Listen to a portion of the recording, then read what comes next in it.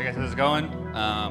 Like Karim said, I'm Ryan. So technically I work for the Flare team, right? But officially I work for the group that supports our kind of red teaming operation. I'll do all in the intro. But this talk is both sort of it's an interesting bug that we found kind of spread across a bunch of drivers, right? But it's also sort of a walkthrough and a how-to about what is device driver exploitation, what does it involve, and then there's some gotchas that popped up with this primitive that we get with this bug specifically. So I'll go through the intro, I'll give you a quick little rundown of what being a device driver means on Windows, and then I'll talk about the bug, and then kind of the second half of the talk is sort of the nitty-gritty exploitation details, because a lot of talks are just like, oh, this is exploitable, so we're done, right? So I wanted to go through end to end to show you what like a fully functioning kind of exploit would look like.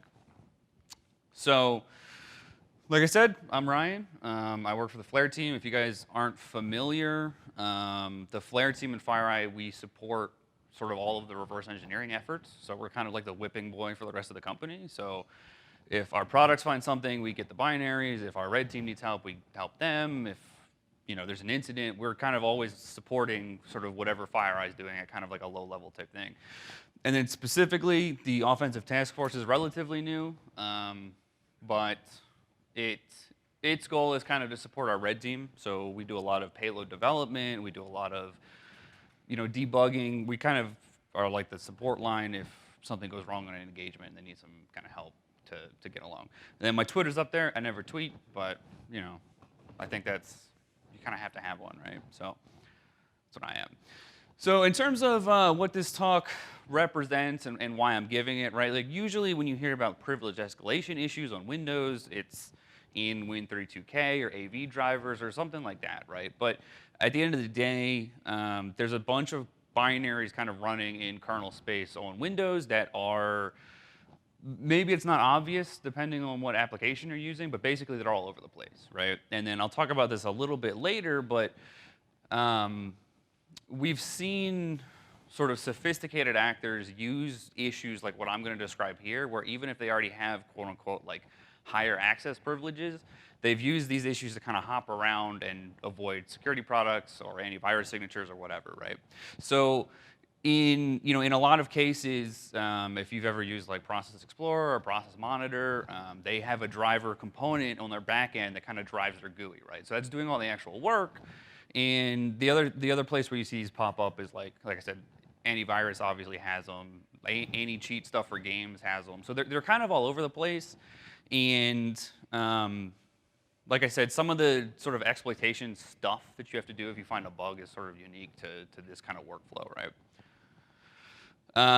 Like I already said, we've seen some of these be used in the wild. So what will normally happen from a kind of malicious perspective is you'll get infected with malware, and kind of the big boy actors will either search for these exploits, or we'll talk about it in a second, but you can drop and load these to exploit. And it's kind of a weird exposure thing, because basically if you have one of these issues present, then the way device drivers work on Windows and on most operating systems is once you compromise one of these, you're running code kind of at parity with the rest of the operating system. So anything that you can do with stuff like this kind of leads to total system compromise. Like one of the benefits is even if you say, oh, I'm on this box, I already have even administrator access, right? Because antivirus vendors and the security stuff on the operating system are all running at the same level as like these things that I'm talking about, you can use it to kind of avoid detection, right? And so we've seen it in some red team toolkits. I mean, it's already out there. Like if you've ever looked at how Mimikatz works, they have a driver that they package and ship that can do some of this, right? So, Mimikatz uses theirs specifically to make sure a subset of their functionality can work across kind of OS versions. But so yeah, I'll talk about kind of the interplay with this in a little bit once we talk about the bug, right? But before we can talk about the actual issues that we found, I'm going to give you a quick primer on like what it means to be a device driver on Windows. So usually drivers are tied to hardware, right? So like you have a mouse, a keyboard, or whatever, and they have a driver that's responsible for communicating back and forth with that peripheral. The kinds of drivers that we're going to talk about today are what's called like software drivers. And they're basically just binaries that kind of run in the background in ring 0. They're not responsible for handling hardware specifically, but they are responsible for doing, like I said, kind of basically like callbacks in the kernel to do stuff. So there's a bunch of reasons why you would do this. Like, for example, if you wanted to track process creation or you wanted to see what was going on, it's a lot easier to do that from a ring 0 perspective versus kind of writing a user out to pull everything or whatever. Now, when you have one of these issues, like I said, you're at parity with the operating system, but also the operating system doesn't buy you anything in terms of security, right? So if you write a device driver, you're also configuring who can talk to you, who has permissions to talk to you, and things like that. So that's kind of where some of this issue comes from, right? And then, like I said, you'll commonly see these both to do hardware support and also, if you think about like Process Explorer, since I already said there's a driver, Process Explorer doesn't need to do any communication with hardware, right? But it does do a bunch of stuff to like look at process memory or track creation. There's all this kind of sort of all of these events. It's all kind of filtered through this ring 0 callback kind of mechanism. So in terms of how do I communicate with a device driver, right? When you're on Windows, kind of the terminology is the lowest level communication mechanism is called an interrupt. An I/O request packet, so an IRP, right?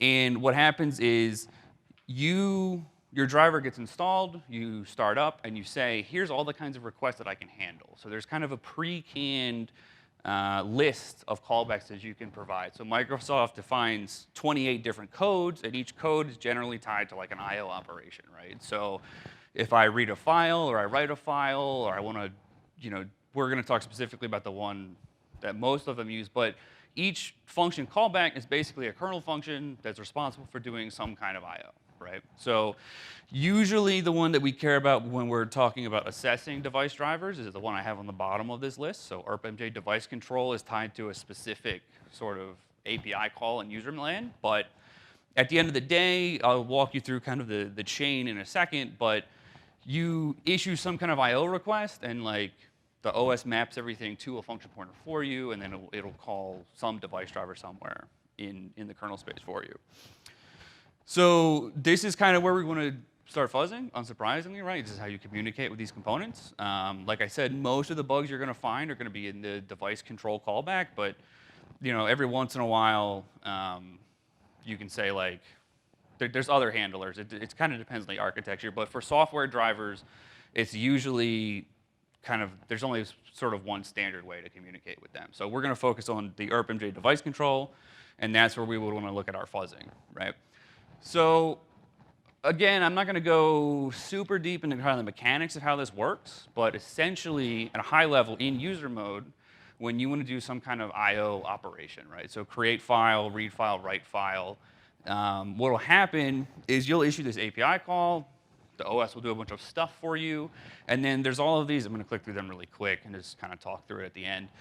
There's all these kind of underlying objects that the operating system uses to kind of manage I/O operations, right? So if you're familiar with the Windows API, a lot of things that you do involve using handles, right, which are similar to kind of file descriptors on Linux, right? So each handle corresponds to a file object, and then each file object has stuff in it that basically says, like, when you're trying to do something on me, like go call this guy, right? So the full chain is you get a handle to a file object, file objects have device objects, and then what we care about is kind of the driver object associated with it. So again, without going too deep, basically the driver object is like the thing that you define that says what all the functionality you have is, and then each device object is sort of like a particular instance of that. So it's similar to like if you've ever done C++, like the driver object would be like your class definition, and then you can have device objects that are corresponding implementations of it. But most of this you can usually ignore. It was just kind of a sort of a background thing. So what we really care about is this driver object, because the driver object is where those IRP codes that I was talking about a couple slides are defined. So what I have up here is kind of a dump of something that I was loading in windbg. And what you can see at the bottom, that sort of big list of stuff at the sort of lower half is all of those API calls or all of those function calls that correspond to different I/O operations that we talked about, right? So because Microsoft defines them, they're all in kind of a standard location, and you'll usually see something like this, where by default, when a driver gets loaded, it can't handle any I/O, and then sort of at startup, it'll say like, oh no, if you try to call read file on my handle, call this function. If you call device I/O control on my handle, you call this function, right? So for us, like I said, the one that we really care about is at the bottom there, so irpmj device control. That's the one that gets called. There's a special sort of API in userland called device I/O control, where you send kind of user-defined requests to an arbitrary device, right? So then, again, from a how do I assess these and what am I looking at kind of perspective, in kernel space, what usually happens is, because like I said, device I/O control is for developer-defined requests. So this part's not Microsoft standard or anything like that. But what will happen is, when the driver, is compiled or whatever, it'll say like, here's all the request codes that I can accept and I can run and to do different stuff. So what's shown on the slide here is kind of what it would usually look like when you're assessing one of these drivers, where there's basically just a big kind of switch statement, and it says, hey, command code 85F whatever, that corresponds, like I need to do this thing, right? So these are all developer defined, but again, when you're talking about fuzzing, these are important, because this is how you kind of tell the driver what to actually do, right? So this is kind of your first entry point when you talk about assessing these things. And then, like I said, the kind of only thing to remember is that they're all specific to a particular driver. So in terms of sort of device driver vulnerabilities, I think it's kind of an interesting class of software to look at, because even if you argue that like they're not super critical, device driver vendors and authors, they do a lot of dumb stuff. So you kind of have all of the usual bugs. You have Stack Overflows and integer issues and things like that. But you also have stuff where like just people that don't understand how security works or how the operating system works, just like turning security features on and off, or there was a pretty popular one that came out in like a game driver where they would just turn off kind of OS mitigation so they could run arbitrary functionality. So you kind of have this situation where, in addition to all of the usual stuff you would look at when you're doing exploitation, you also have like a bunch of dumb stuff that's just kind of cool.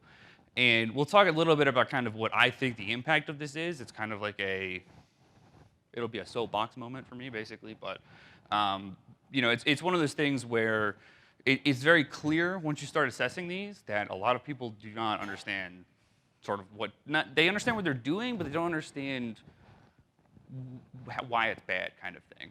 So the specific bug we're going to talk about is unfiltered, unmitigated access to kind of a critical system resource, which, if you've been following the title of the talk, is this thing called model-specific registers. So I'm going to go over a little bit about what they are, what they're for, and then we're going to talk about what the actual exploitation mechanic looks like. So a model-specific register, or an MSR, are CPU, like basically they're special registers in different processors that do hardware maintenance stuff, right? So Intel kind of has their own set, AMD has their own set, and then most of them are agreed upon, but basically it's dependent on the vendor to say like, what can my processor support? Then when you're actually like using them and what are they for, like I said, they handle kind of low-level like hardware management, maintenance stuff. So if you've ever overclocked a processor, you can do some of that with an MSR. Temperature checks, you can do that with an MSR. Intel has like a branch tracing thing, so you can see, I ran this application, what kind of path did it take? That's all done with an MSR. And the one that we really care about is when you make a system call. So if you're not familiar, system calls are kind of the mechanism to go from user mode to kernel mode. The function responsible for handling that system call is also present in MSRs, right? So that's kind of that's why it's in red. That's what I'm going to talk about for most of this talk. Like that's where the issue is, right? Because like I said, they're kind of low-level sort of OS management stuff, right? Then if you have a kernel debugger attached or you're on a system, you can use these two commands I have at the bottom to read and write them. So you can kind of poke around and see what they are, and I'm going to show you what that looks like in a second. But just to make sure we're all on the same page, this is kind of like I said, create file is like the most sort of common API call on Windows, right? So this staircase thing shows you sort of the life cycle of what happens when you actually say create file, read file, write file, whatever. And most of it we can ignore for this talk, but at a high level, basically, most of these APIs come from kernel 32. And then the implementation for them is in other sort of system DLLs that you probably won't call directly, right? So if I call create file A, it'll go from kernel 32 to kernel base, which is just sort of an implementation layer for a lot of these. And it'll keep going down, and it'll translate from ASCII to Unicode and do all this other stuff. But at the end of the day, the bottom of this slide says, ntdll.ntCreateFile. The exports in this DLL are only responsible for making system calls, basically. So if you look at the disassembly of one of these functions, which I'll show you in a second, basically all they do is say, like, you called ntCreateFile, here's the system call number, off we go, right? So Windows is a little different from Linux because Windows system call numbers change pretty frequently, which Linux doesn't really do, right? So ntDLL is kind of the thing you're supposed to use to actually do system calls, because that DLL will be updated and it'll have the right number in it for whatever version of Windows you're on. So like I mentioned on the last two slides, the transition from user space to kernel space is done via an MSR.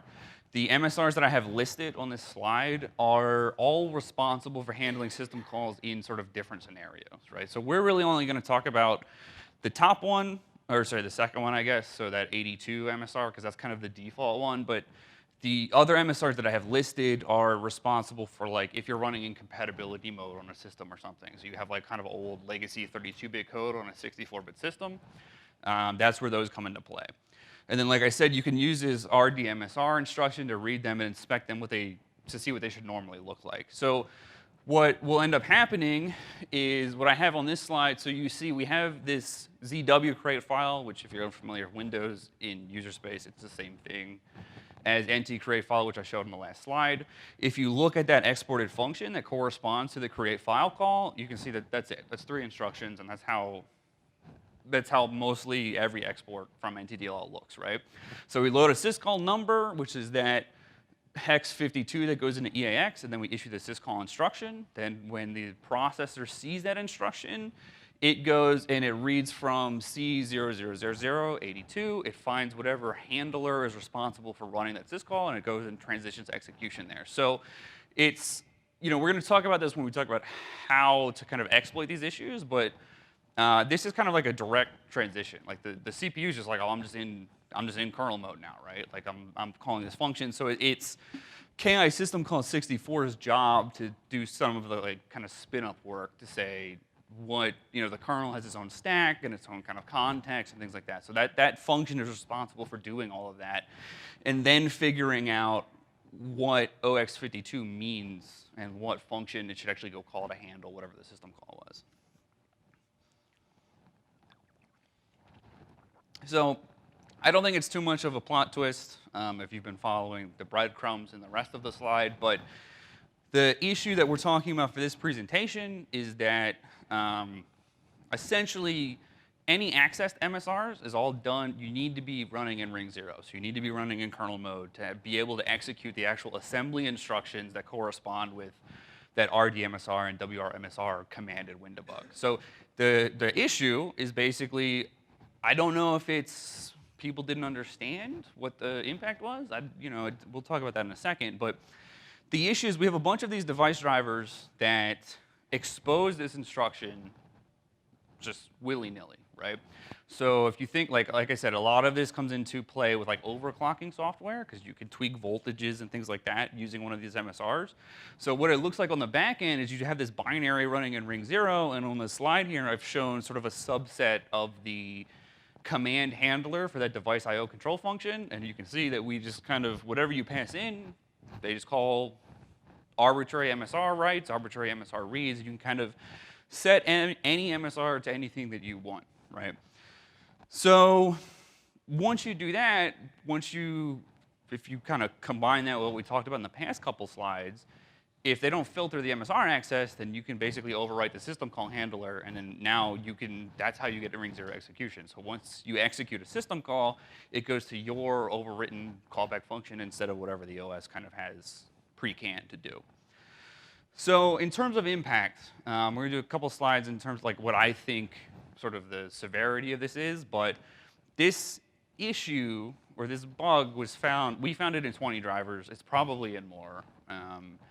In a lot of cases, it looked like the code was almost reused. So that either tells me it's coming from like a standard library somewhere, or people just didn't consider it a security issue, so they just went ahead and did it, right? So in a lot of cases, this is in like overclocking software or like device management stuff that you would get from like a laptop vendor. So some of it came pre-installed, some of it, you know, some of it like it was from like sort of big name hardware people. I'm not going to talk about specific bugs here to call anybody out, but in a lot of cases, if you went by sort of just like the amount of work we had to do to translate from one bug to the next, it was just, there was no filter, all the input was always the same, so we kind of had this implementation where it was like, I could run one exploit, and just by changing the name of the driver that I was talking to and one of those numbers that we talked about, it would work exactly the same across sort of all of these devices. So at a glance, so like I said, 20 plus drivers. If you went by download numbers, we're talking hundreds of millions of devices.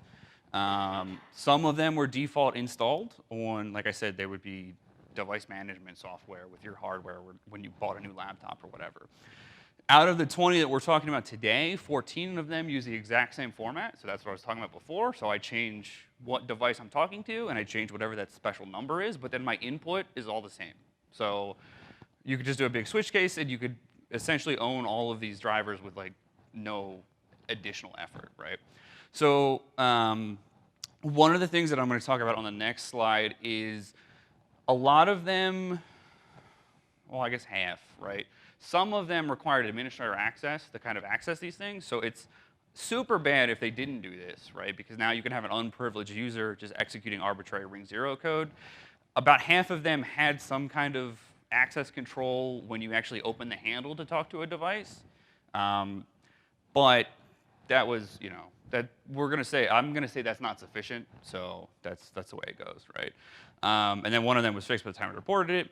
And another one tried to filter these MSR accesses, but their filter function had a different vulnerability in it, so you could still chain it together. So again, you know, if we're talking about 20, you say 4 to 6 of them had some kind of extra effort put in. But like I said, the big punchline for us was it's the same code, it's the same bug, it's the same exploit, and it just, you could just blast it to all these hardware vendors and it would all work, easy peasy.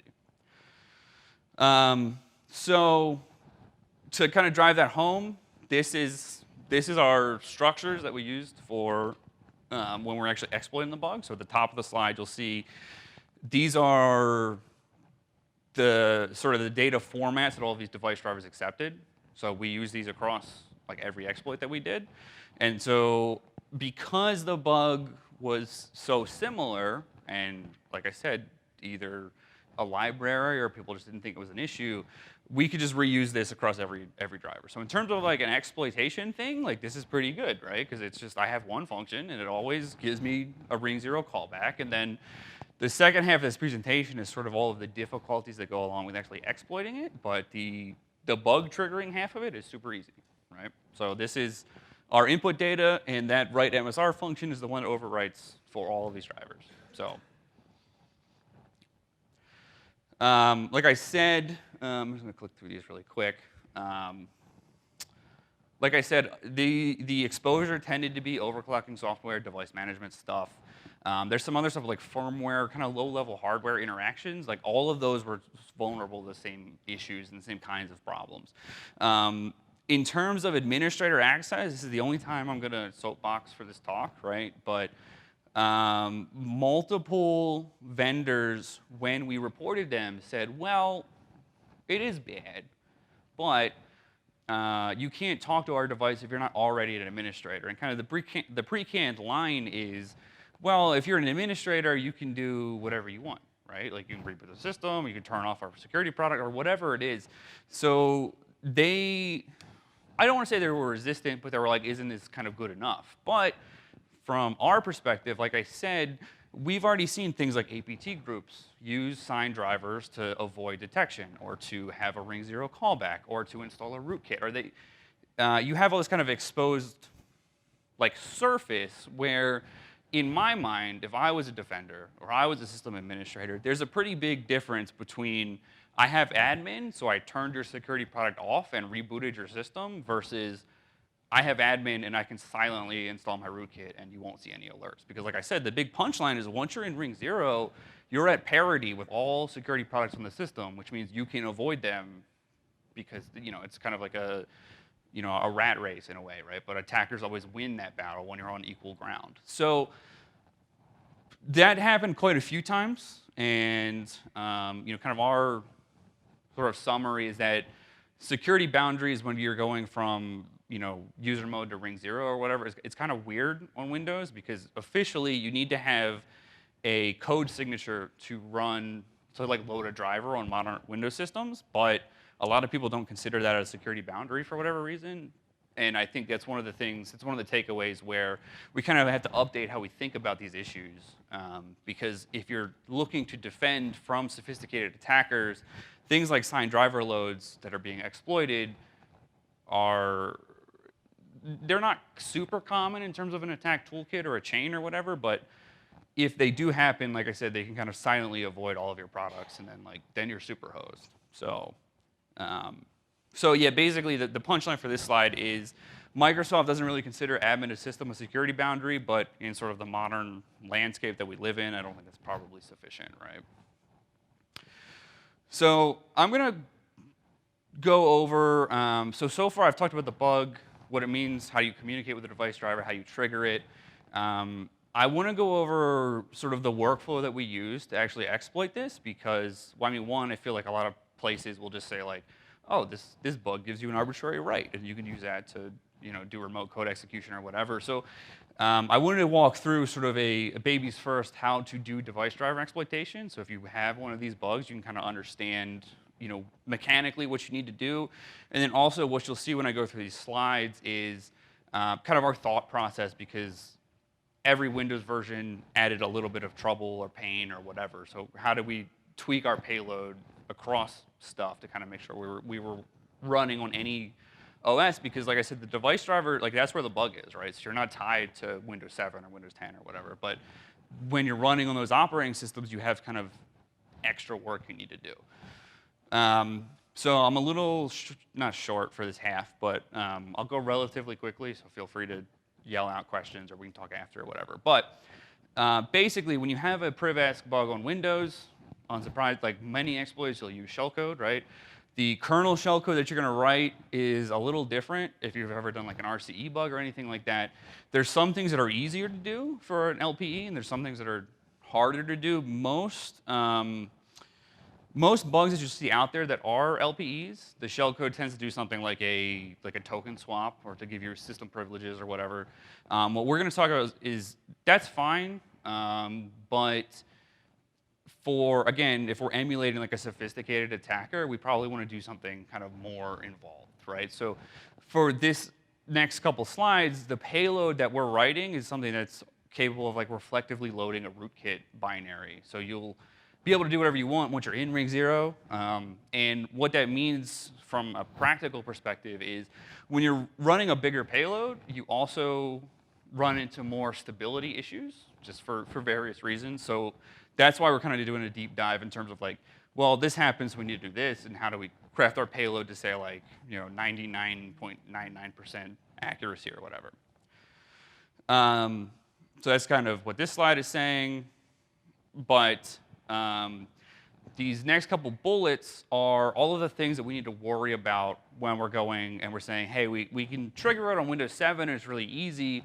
But what we found was as new versions kept coming out, we kept bumping up into like slightly different stuff. And it was never a direct mitigation for our vulnerabilities, but it made our payloads like a lot harder to kind of write. So I'm going to walk through each step in the next couple slides. Most POCs, like I said, most POCs are going to stop at token swaps. So again, just to drive it home, if you've ever written one of these exploits, like a token swap is a super easy payload to write. Like it's only, it's not that many in terms of like size or assembly instructions or whatever. When we're exploiting these bugs in particular, if you remember what I said was Once you do the syscall instruction, you're automatically in ring 0, but ring 0 is not the same thing as you're running in kernel space, right? Because normally the system call handler has to do all of the stuff to handle the transition from user to kernel mode. And because this primitive is kind of weird, we're executing in ring 0, but we're not, like, we have to handle a lot of that work ourselves, basically. So in addition to having our kind of, whatever our final payload is, we also have to make sure that, you know, we don't go too crazy, because if we don't handle the transition in kind of the same way that the operating system expects, one of the other sort of, not gotchas, but one of the other extra spicy pieces of LPEs, right, is if you mess up, the whole system goes down, right? So how do we handle all of that, and how do we be stable? So for Windows 7, it's a relatively straightforward process. Once you've done what we've already talked about and you overwrite the system call handler, you basically just, that's it. Like, you're done. You kind of, like, the only thing you really have to worry about is the transition that I was just talking about. So we kind of have to emulate what the OS would normally do in user mode to kernel mode. So from that, the other thing that we have to worry about is MSRs are shared per processor for the whole system, right? So, you know, in like legacy rootkits or whatever, that would be a place where you could hook to say, I'll install my own system call handler, because what that means is, like, system calls are responsible for basically any I/O or any low-level operation on the system. So they're kind of like a one-stop shop from an analysis perspective, because every application, every time they read a file, write a file, or whatever, it all calls the same function, all goes through the same mechanism. So what this means is, when our payload is running, we need to take some time and care to say, between the point where we overwrite the MSR and where our payload actually runs, anybody that makes a system call in the middle will call our function and will potentially crash, right? And there's kind of payload things that you could do to address that, but we're going to talk about sort of another way to massage our execution to make sure we don't, you know, like I said, brick the whole system. And then, so that's kind of on the way in. And then we also have this problem of, if I'm handling the transition on the way into the kernel, how do I get out without, again, crashing or, you know, confusing the system in terms of, like, where we've been. And then where do we put our code, we're going to talk about in a second. So another problem that happens is, if you remember, or not if you remember, but I just said that system calls are shared for the whole system, right? So when I'm exploiting this vulnerability, I'm in like one process, and I send the request to the driver, and the driver overwrites the function pointer with whatever I tell it to, right?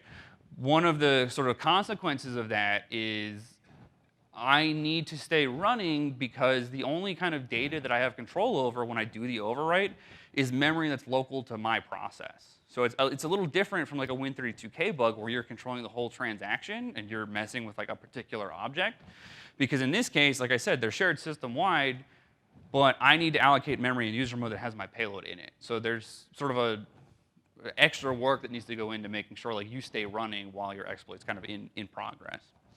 And for us, basically what this comes down to is, when you issue an ioctl, Windows has, or, you know, most operating systems, they have an idea of like process context. So on Windows, your process context is, if you're in ring 0, what handles and what virtual memory is valid, right? So if I'm in, you know, normal kernel space and I'm allocating kernel memory, that's kind of shared for all device drivers and the OS and everything else that's running there.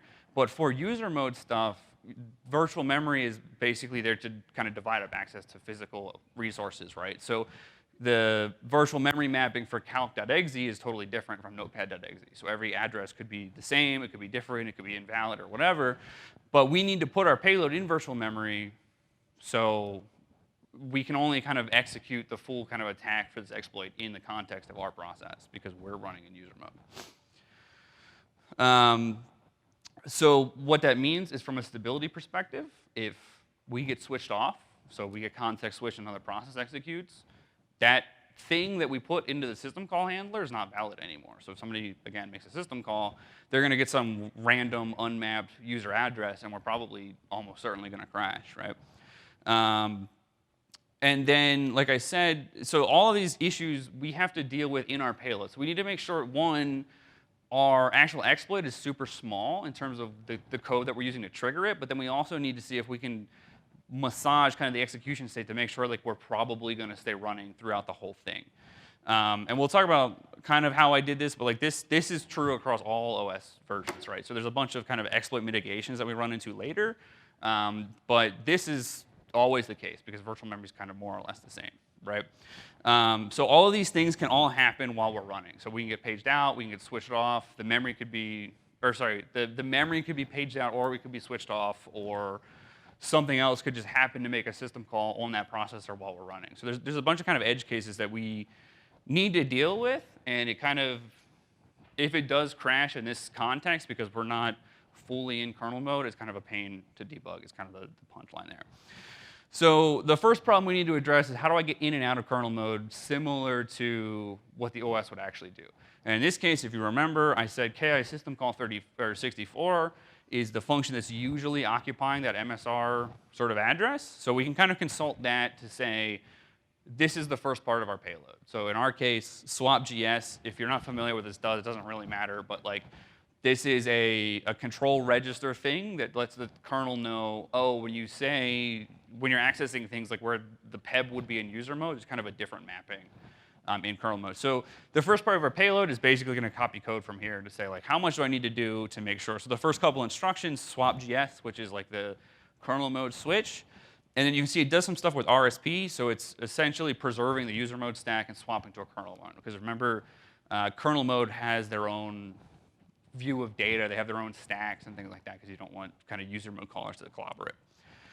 Then similarly, when I'm getting out, you'll see that swap.gs instruction again, and then we do a sysretq, which you can read the Intel manual, but it's basically to return between modes. So we kind of have this sandwich situation. So we have the minimum amount to transition into kernel mode, and we have the minimum amount to transition out. And we're saying minimum because, again, we have to worry about all these sort of considerations of what happens if we get switched off and we crash the system or whatever. So how do we address the issue where we might get paged out or somebody might do a system call while we're running or whatever it is? So in this case, there's 3 user mode APIs that we can use to kind of influence the execution state while our payload is running, and essentially try to trick the scheduler to be like, no, like I'm really important right now, kind of thing. So set thread priority does exactly what you might think. You can say my thread is very important. Please do not schedule me off. Set processor affinity. If you remember a couple slides ago, I said MSRs are shared per processor, so we can say I'm going to overwrite MSR on processor 2, only keep me running on processor 2, right? Because that's almost like the opposite problem if we get switched between processors, where like we'll do a system call thinking we had it overwritten, and then like it just works, right? And then sleep is kind of this is more of, I don't want to call it a trick, but it's more of a indirect mechanism. But if we sleep right before we call our payloads, what that tells like schedulers is, oh, this guy hasn't really run for a while, so I'm gonna sort of deprioritize switching him off because he already had his kind of wait period. But that's like an OS thing that I'm not gonna really go into here. So this slide's just an explanation of what I just said. Then when we're talking about how to do the transition, the good news is almost every register is preserved when we do a system call. So when I'm writing my actual payload, if I write it in raw assembly versus kind of regular C code to trigger the bug, then I can say, oh, RDX is always going to have a pointer to this or that or whatever it is. So I can kind of, I have a lot of control, which, if you're familiar with binary exploitation, like that's a super important kind of primitive to use when you're writing payloads because it gives you flexibility in what you could do with things like ROP gadgets or whatever. And then, the transitioning in and out, I don't want to keep hammering on that, but basically, like I said, we need to emulate what that ki system call function does. So we sort of are pretending to be a valid system call, which again, for Windows 7 is super easy because basically we just have our assembly blob, that's our payload. We call this swap.gs instruction, we call sysretq at the end, and then we're good to go. So this is that sandwich situation I was talking about. So whatever your kernel shellcode would be, which again could be token swaps, or in our case, we're talking about kind of a bigger chunk. You have the swap.gs and whatever stack setup is necessary. You run your payload, then you just kind of exit out as if you were a normal system call, and you're all good to go. There's some stuff that happens kind of mechanically that we can talk about after this that can mess you up if your payload does certain things, but that's just kind of a gotcha for your reference. So Windows 7 is super old. I don't know if you guys know. It's actually it's almost dead, right? Well, theoretically. So in Windows 8, they added something, or they started supporting this processor feature called SMEP on Windows. So what SMEP means is, it stands for Supervisor Mode Execution Protection. And basically what it means is in this scenario we're talking about, where I have code allocated in user space, that code cannot be executed from a kernel context. So what will happen is if we kind of run it like I just described, I do my system call, I get the function callback, no problem. But then the box will still crash and blue screen, because now it's saying the processor's in kernel mode, but I'm executing a user mode address. So the way to get around SMEP is the same way you get around DEP, which is good. They rhyme, so it's kind of an easy way to keep track, right? But in DEP, you use something called return-oriented programming, or ROP, where you're reusing existing pieces of code. And that's kind of what we're going to do here. So we can't execute our user mode payload directly in a SMEP scenario. But what we can do is, instead of pointing that MSR at like a random user mode buffer, we can point it at existing pieces of kernel code. And because we have all of this control that I was talking about with those registers, we're going to reuse those pieces to basically either copy our code into kernel space before we execute it, or we can turn SMEP off in the actual processor. So this is one of the situations that's a lot easier for an LPE. If you've ever written a remote exploit, one of the problems is always like, well, ASLR is usually on, so you need some kind of memory read primitive to figure out like where your stuff is. For LPEs, it's actually super easy, because you can just ask, and the OS will just tell you where the kernel is. So that's one of the like helpful things on Windows. So mechanically, that's using this API called enum device drivers, and that just gives you a big list of all the drivers that are loaded, and it'll say NTOS kernel is here, Win32K is here, and then you can scan those to find your ROP gadgets and kind of build them dynamically. And then, so the full kind of workflow that you would use, so you would load library, if you're on, that's kind of how you load and unload DLLs, but it's really just any kind of PE file. So you load library in user space, you know where it is in user space, then you can ask where it is in kernel space, you can just calculate the difference, and that's how you would find your ROP gadgets dynamically. So how do we turn SMEP off? There's a couple ways to do it. We could copy our code from user space to kernel space, because that won't trigger the SMEP thing that says you're running sort of unmapped code. It's a little easier and a little faster to just turn SMEP off for the whole system. So this is actually the thing that I mentioned, like a video game driver was doing a little while ago, is they ran into the same issue where they had some kind of callback that was doing some kind of integrity check, and they kept crashing because of SMEP, so they would just turn it off.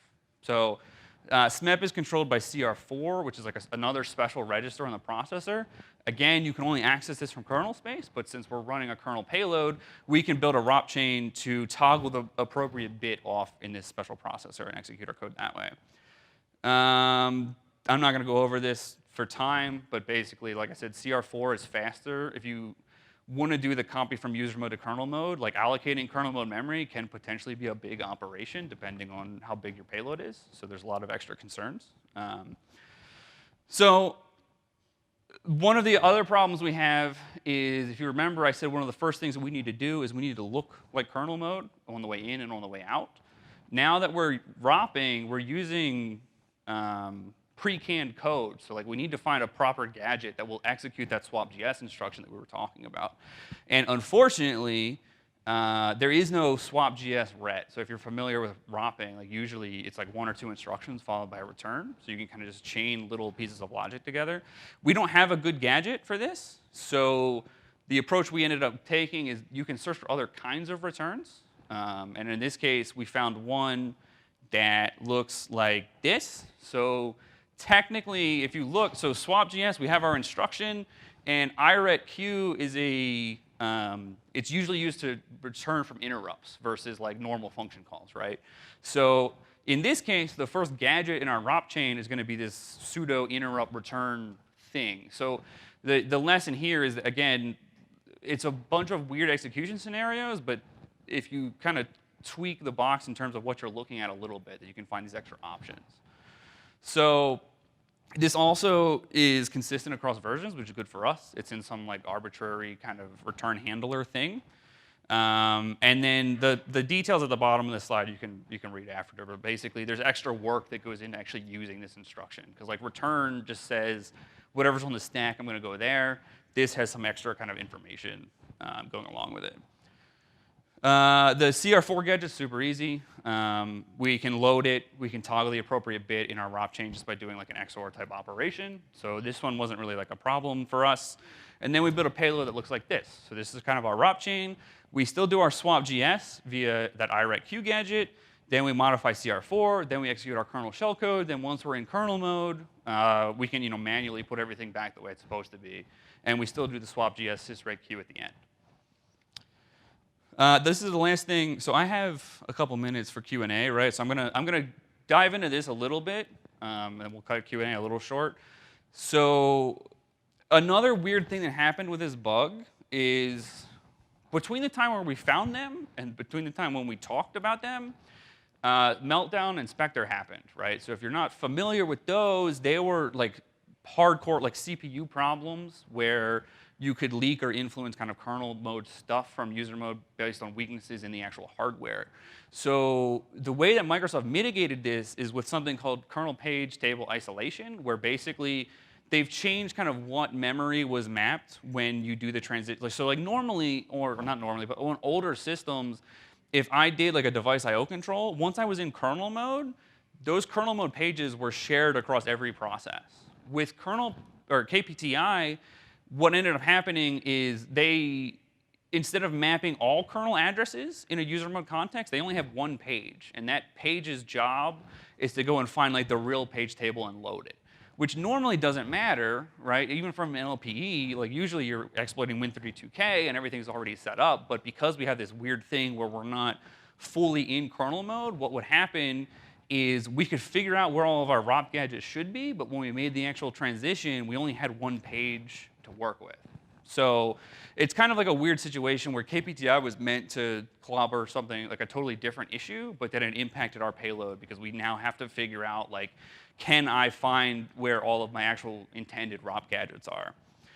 And this one was a little trickier to deal with because, again, you only have one page of code. But essentially, we need to search, so we can see if KPTI is on with a system call that I showed in the last slide. But when we are on a KPTI system, we only have this one page from this KVAS code thing actually mapped. So any ROPing that we're going to do, we need to be able to find a gadget in that page. So it's a lot worse. It basically undoes all the stuff that I just said was super easy because now we don't have access to whatever kernel binary we need. We only have one page, right? And this is one of the ones that that differs per version that we're exploiting. But basically, the punchline, like what we need to do is we need to find the normal CR3. So if you're unfamiliar, CR3 is another special register that maintains all of the mappings for what memory addresses are valid and where they are in RAM. And normally, this page's job is to go ahead, find CR3 for like normal kernel mode, and then swap that in. So we kind of have to replicate the same thing in our payload. So getting a CR3 modification gadget is pretty easy, just because that's something that happens all the time, actually. So like when you do a system call, the kernel has to say, like, here's all the memory that's valid in kernel mode. So this KI kernel exit is the gadget we use here. Like you can see, it's pretty short, so it doesn't impact our ROP chain too much. On 1809, it changed. It got a lot bigger. It got a lot harder. And you can see one of the weird things is that in the middle of this chain, there's another WR MSR instruction. So we're overwriting an MSR as part of our ROP chain. But one of the cool things about these bugs is they usually let you read arbitrary MSRs, just like writing them. So we can build our ROP chain to basically put the right value back there. So that's the kernel mode piece of it. I want to give shout outs where shout outs are due, right? So we still have a problem of we need to figure out what the right value for CR3 is. And in this case, we consulted, so Ionesco did a talk a couple years ago about how you leak this. So we reused his technique to basically use WMI to leak what the actual system call thing, or what the right CR3 value is supposed to be. Then we can preload that into our ROP chain and kind of build it dynamically that way. So when we run these gadgets, our payload doesn't mess everything up.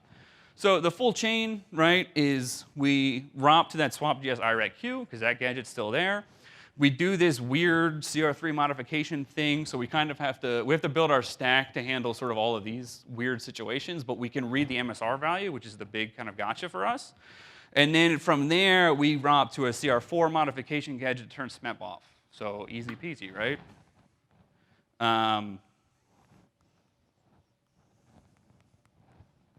Is the clicker still on? Oh, there we go. Okay, weird. So this is kind of the full view of our payload. And like I said, there was a lot of kind of nitty-gritty technical details, but the punchline is like, it was a weird situation where we were running into different kernel mitigations. We were running into stuff that wasn't intended to break our payload, but it was breaking our payload. And then on top of that, we also had to make sure we were handling cases where like we didn't want to get switched off and we didn't want to crash the system because we weren't running kind of fast enough sort of thing. Then in user mode, we handle some of the scheduling stuff with as much kind of luck as we can. And we use this CR3 leak to build the full ROP chain. So this is the kind of ROP chain that we would do on 1809, which is like the newest version that we tested on. So most of this we've already talked to, so I'm going to kind of wind down. Then the last consideration is where do we actually put the ROP chain. So similar to our payload problem, we are allocating memory and executing it from user mode, but you still have all the same problems that I just described of like, what if our user mode ROP chain gets paged out, or what if we get switched off and the user it's not validated. So you have the same problem, but it's worse in ROPing because like you have less control over what's actually happening on the system. For us, kind of the easy mode is you can allocate a user mode stack and then call a virtual lock API to kind of make sure your memory is always resident while you're executing. And there's some other way you can go pretty crazy in terms of the actual ROP chain allocation stuff. Like the kind of correct way to do it would be to like leak a kernel address and then spray the stack in kernel mode and then ROP there. But that usually wasn't that different. So I mean, again, it's kind of when you're writing these payloads, you need to make sure you don't go too hard if you don't have to, because we already have a lot of weird stuff to deal with. So like, it doesn't behoove us to add extra exploitation problems. And then I'm not going to really talk about mitigations because I'm not a defense guy. So, but basically, on like newer systems with Hyper-V, they'll block the MSR access. Theoretically, Microsoft could also add some kind of like cookie check when you're doing the syscall transition stuff, but I mean, they're not going to do that, so that's fine. And then the CR3 leak already works. So I had a demo. I guess it'll be in the slides when they get uploaded. But it just walks you through each step of our payload in terms of like what we did here, where did we put our code, and things like that. So I was only a little over, but I can do questions or Q&A now.